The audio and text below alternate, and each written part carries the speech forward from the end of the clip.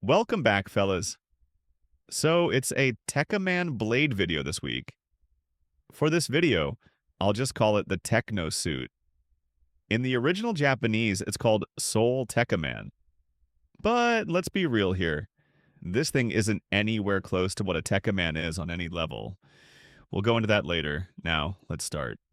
Now, just to say, excluding the grandeur delusions of the Techno Suit development project's main backer, Colonel Kolber, to be the savior of humanity. It's a decent piece of equipment that serves its function of handling the swarms of Rawdam beasts.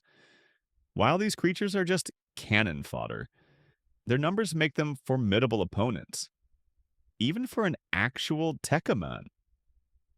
The suit is a result of the military leadership complex's doubts in leaving the most viable combat asset against the Rawdam invasion in the hands of a civilian research organization. I'm referring to Tekkaman Blade. At the same time, it was in Blade's best interest to stay with the Space Knights, instead of being treated as a weapon by the military. The Techno suit was the result of the military's best and brightest working around the clock, pooling as much resources as possible in the midst of an alien invasion to create an effective countermeasure against Rawdam attacks. While the military had it in their mind that the Space Knights commander, Heinrich von Freeman, was greedily monopolizing Blade to further his own reputation and fame. This was not the case. The Techno Suite was an indirect product of von Freeman's strategic outmaneuvering of the military.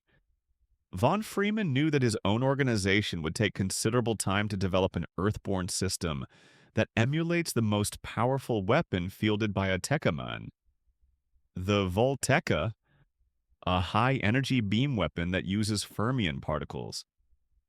This weapon was vital to accomplishing some of the high-value missions the Space Knights undertook to hinder the Rawdam invasion. So, when the military sent their information-gathering specialist, Balzac Asimov, to infiltrate and steal the data von Freeman was collecting on Tekkaman Blade's abilities, Balzac, and by extension the military, fell for von Freeman's plan. By willingly handing them the information on the Voltekka, they rapidly refined it and miniaturized it to become the main weapon of their techno suit, the Fermion gun. But as part of von Freeman's plan, the refined data of the Fermion cannon technology made its way back to von Freeman to help Blade and his Space Knights in future fights against the Rawdam. Thanks to von Freeman's own spies within the military, this is like making an investment and then collecting the dividends on it later on, but Game of Thrones style. The Techno suit was built around the Fermion gun as a mobile gunner platform. Another main purpose of the Techno suit was to keep in line with the gallant figure of a knight that protects humans from the Rawdam.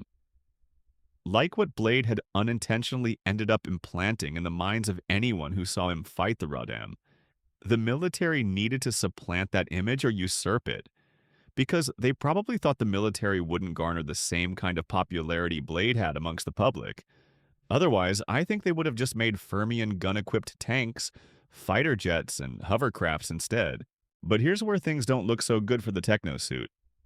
It's just a dude in a humanoid hover tank.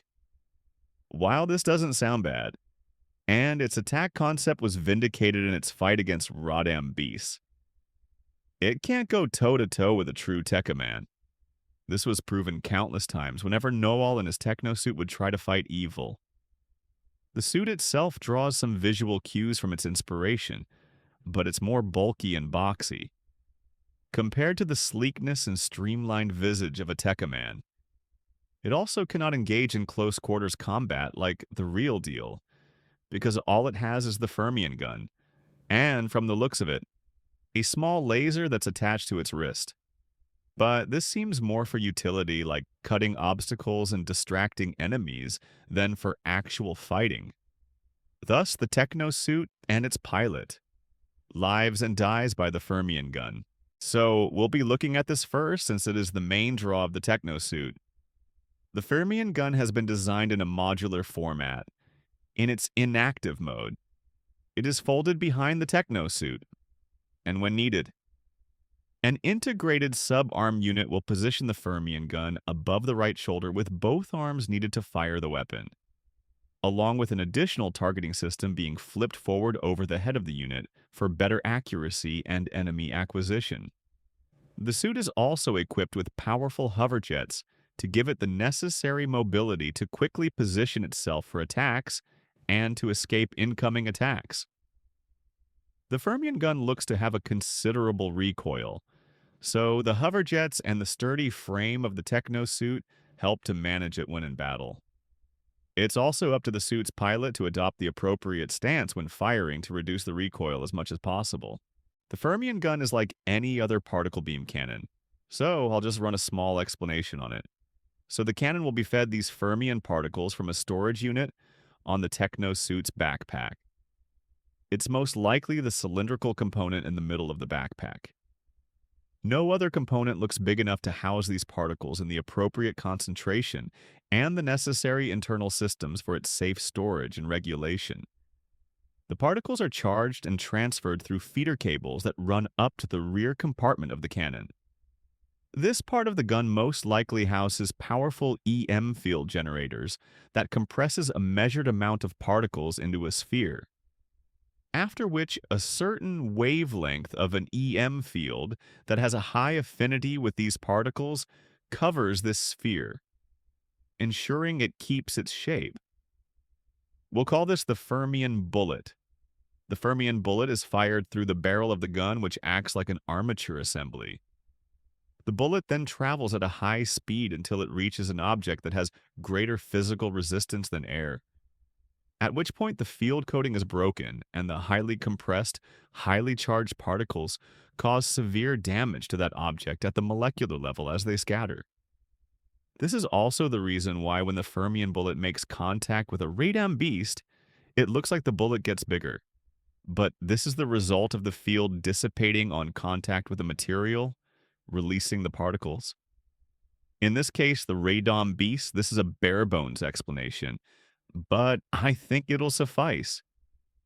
Regardless, it's the most effective weapon to deal with the radon beasts, as long as its headshots are severing the neck, because the radon beasts are huge and there are even some deviants that grow bigger, but some drawbacks. The first one is that while an impressive invention that fulfills its role as an anti-radon weapon, it's a far cry from its inspiration, the Voltica. The reason the Fermion gun uses Fermion bullets is because it has neither the capacity for the massive concentration of Fermion particles, nor the charging and acceleration of those particles that a Tekkaman's Volteca can fire in its single use. It's like comparing a small water pistol to a fire hose. There's also limits with the particle compression and particle acceleration equipment that could be installed on a humanoid weapon only slightly larger than its pilot. Also, it's clear the output isn't threatening to a Tekkaman. As seen when Balzac tried to confront evil, hell, even Tekkaman could survive an actual Volteca blast from one of his fellow Tekkamen, even if barely. But it's clear that the Technosuit's Fermion gun is nothing to their tech armor integrity. The particle compression and acceleration systems just aren't sufficient for a Tekkaman to be wary of it. Even a large caliber Fermion cannon mounted on a hover tank the Space Knights had in their possession couldn't do a thing against evil when they dealt him a direct hit from it, much less with consecutive direct hits from the Technosuit's Fermion gun. As a result, the limits of the Fermion gun and, by extension, a Technosuit's efficacy against the radon were made painfully clear. It's only good enough to handle cannon fodder like the radon beasts. Another limitation is its logistics. The rest of the equipment vital to the Fermion gun's effective functioning could be worn out or melted with that near-continuous firing. As a result, a single Technosuit needs a dedicated support squad to accompany it to exchange worn-out components during operations and its particle storage tanks. This is the reason the Fermion gun needs to be modular. It's easier to switch components than attempt to repair them in the field. It just goes to show the technological gap between humans and the Radam. Another limitation is that the techno suit does nothing to enhance the overall physical capabilities of the user, like the tech system does for its Tekkamen. I mentioned in my tech system video that they are most likely biologically enhanced during the Tekkaman conversion process. But while the techno suit may afford its wearer some small increase in physical strength, due to its actuator network that would be positioned to supplement the musculature of its human pilot, as well as improve speed thanks to its thruster array positioned at suitable points along the suit. It does nothing for reflexes and enhanced situational awareness that a Tekkaman most likely has. That's why the techno suit could only be used effectively by skilled soldiers that have undergone rigorous training, at least to allow some of their training and experience to offset. Even if just slightly, the techno suit's tremendous shortcomings when facing an actual Tekkaman with the aforementioned physiological enhancements. Now, let's look a bit at how the techno suit functions when in its exploded inactive mode. It's clear that there are no conventional controls like joysticks and switches. As a matter of fact, it wouldn't be possible to fight with this suit if the pilot needed to control it with the conventional format.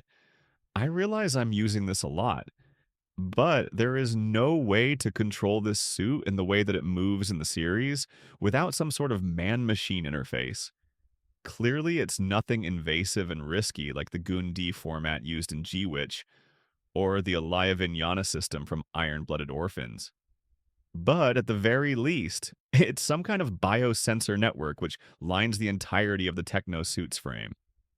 That detects and maps the flow of impulses through the pilot's body and executes the appropriate maneuver from previously cataloged data during its testing phases. This is most likely overseen by a crude support artificial intelligence. It would have to be something far inferior and stripped down than Pegasus AI. Naturally, I can't say that for certain, because of how old the materials on Tekkaman and Blade are, and I couldn't read them anyway because they would have been in Japanese. But I don't think I could be proven wrong either. Put in the comments if you have anything contradicting this. Now, there's one final drawback to the Fermion gun, and by extension, the techno suit itself. And that's the fact that the Fermion gun cannot be used underwater when fermion particles come in contact with water. A violent reaction occurs that releases a damaging shockwave to the surrounding area. As a result, the techno suit is useless underwater. The suit functions fine underwater, but without its main means of attack. It's just glorified scuba gear. Now, because the understanding of raw dam technology and application of it to Earth weapon systems was still in its infancy, only 2 techno suits were constructed, as stated before. Unit 1 was given to Balzac Asimov and was first deployed to defend a vital facility for the military. Unit 1 is a light brown machine with dark green components and blue visors. This unit showcased the proof of concept behind the techno suit. It didn't help matters that Blade was going through some mental hurdles at that point in time, so his performance was not at its best. But everyone had high hopes for the techno suit. At least until it got embarrassingly one-sidedly wrecked by evil in an operation to retake a section of the elevator to the orbital ring. And Unit 1 was presumed lost, but around that time the second unit was nearing completion and was stolen or quote-unquote commandeered by Space Knight member Noel Varus to help defend against a Rodam attack on the base where Blade was being imprisoned. It performed admirably and after a bit of political maneuvering by Von Freeman. Unit 2 was handed over to the Space Knights as their newest asset. Unit 2 was a bright white unit with blue components and red visors. It could be said that Unit 2 was the unluckier of the 2 units produced. The reason I say this is because it had been through far more combat than Unit 1 and got itself manhandled by a Tekkaman on numerous occasions. A while after, Balzac and Unit 1 were found and recruited by the Space Knights, traveling to Alaska to regroup and try one more time to stop the Rodam invasion. But during this time, Unit 1 was in a horrid state. As a result, an improvised improvement of it was devised and implemented by Leben. The Fermion gun was instead redesigned as two smaller emitters. It would be closer to a Fermion submachine gun. It had a higher rate of fire but a shorter range. But this configuration had better synergy with Unit 2 in the sense that while Unit 2 had the stock configuration of the Fermion gun, better range but a bit of a lag in between shots. Unit 1 now compensated for that with the Fermion submachine guns, giving Knoll and Unit 2 some breathing room. And both Techno suits served as superb support for Blade. One more change made to Unit 1 was that the laser that was mounted on the wrist was now fashioned into a handheld pistol. Now, onto one of the most critical and significant accomplishments of a Techno suit. The two Techno suits were to be used in conjunction with Blade in his Blaster Tekkaman mode to defeat Omega and end the invasion. This was going to be done with the help of a new weapon developed for this final battle. A rifle that could forcibly disrupt a Tekkaman's transformation. While meant to be used on Omega, it was used on Sword who sought to stop them. The weapon worked, but not completely. Sword was still functional enough to take Balzac out, along with Unit 2, which was equipped with the anti-tech system rifle. Both combatants burned in the atmosphere, and Unit 2 was lost. This just proves my point that Unit 2 had some really bad luck. While technically considered a double knockout, it didn't change the fact that this was the first time a Techno suit did meaningful damage to a Tekkaman that resulted in that Tekkaman's end. But this ended up revealing a strength of the Techno suit that hadn't been seen before. The ability to equip anti-tech system weapons. Since both the Techno suit and these new anti-tech system weapons are Earthborn technology, of course they could be designed to work together to become a massive threat to the Raidam. In the future, these two technologies would become more refined and implemented on a massive scale.